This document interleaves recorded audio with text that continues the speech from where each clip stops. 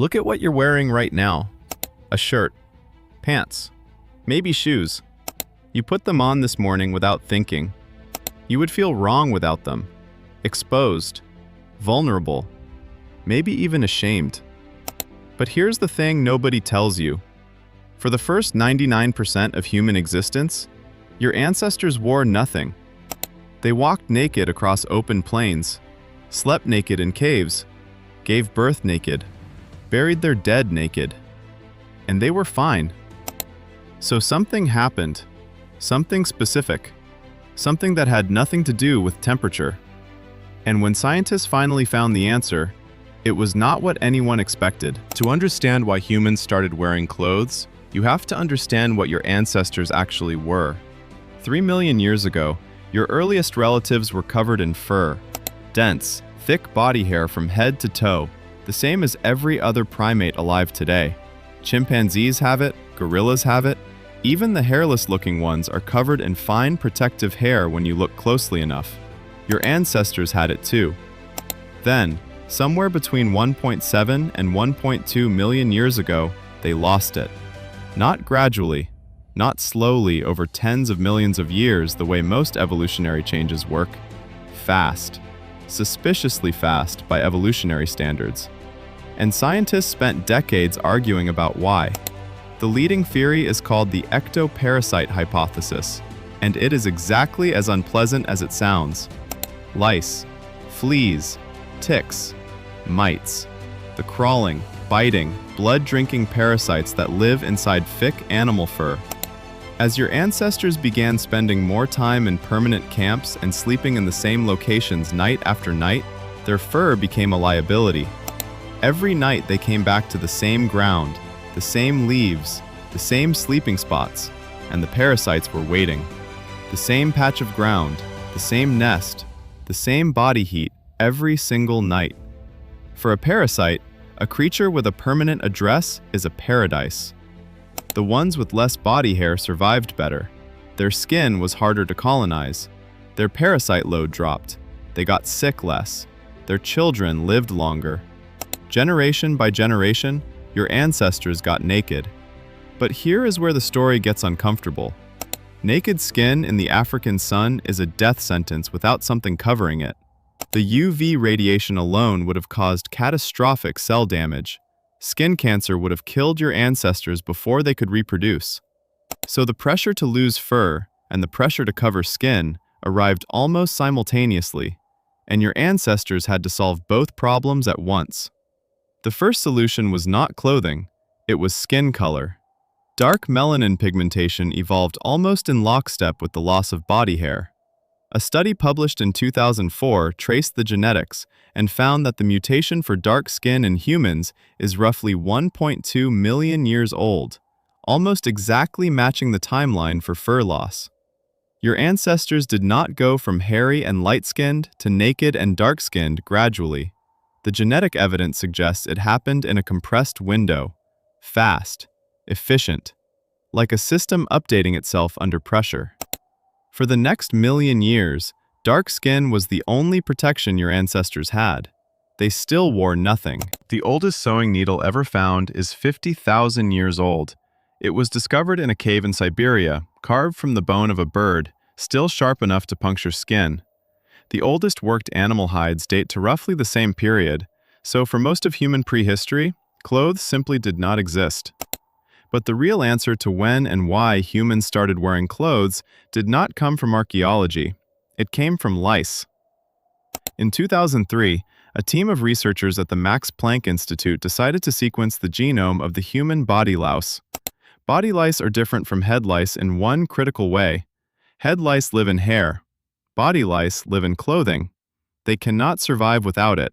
They need the fabric to lay their eggs, to shelter between feedings, to exist at all. Which means body lice could not have existed before clothing existed. So the researchers used the mutation rate of body louse DNA as a clock. They calculated how long ago body lice diverged from head lice, the moment clothing became common enough to create a new ecological niche for a parasite to exploit. The answer was approximately 170,000 years ago, not during an ice age, not during a cold snap. 170,000 years ago, the African continent was warm. Your ancestors were not freezing. They were not solving a temperature problem. They were solving something else entirely. Here is what was happening 170,000 years ago. A catastrophic drought had locked Africa into one of the most severe climate contractions in human prehistory. The forests were shrinking, the rivers were drying, the grasslands were turning to dust. The human population, some researchers believe, collapsed to as few as 10,000 individuals, possibly fewer. The survivors clustered near the coasts. They moved more. They covered more ground per day than any generation before them. And for the first time, they began moving into environments their bodies were not built for. Rocky coastlines with sharp terrain, dense scrubland that tore at exposed skin, insects that swarmed in the wet areas near water sources.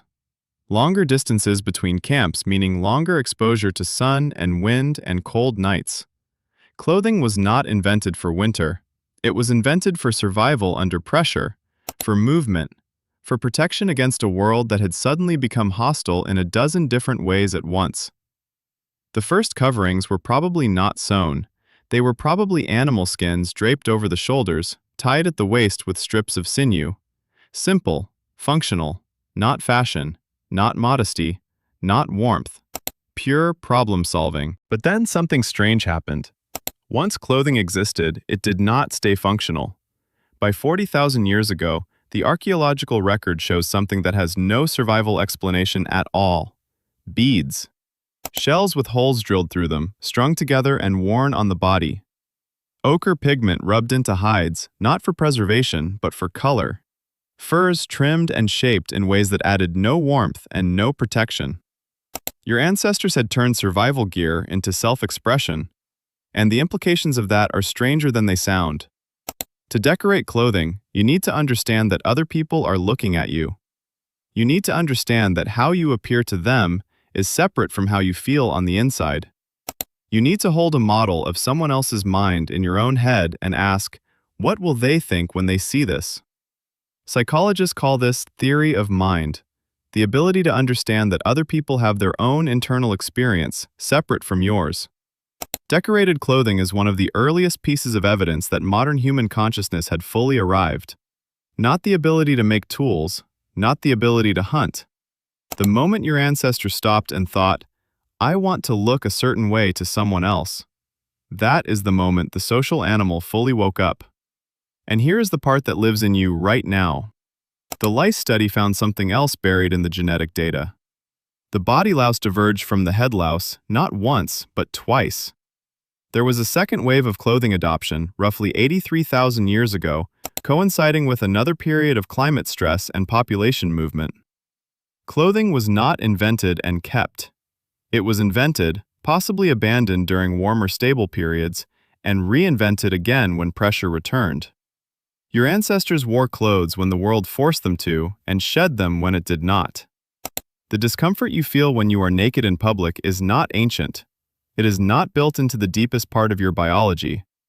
It is a cultural layer installed over a body that spent millions of years completely exposed. The shame is learned. The vulnerability is real, but the shame around it was added later. By the time agriculture arrived roughly 12,000 years ago and human societies became stratified into classes and hierarchies, clothing had already transformed into something entirely new. Not protection, not self-expression, status. What you wore told people what you were, who owned you, who you owned, whether you were worth speaking to.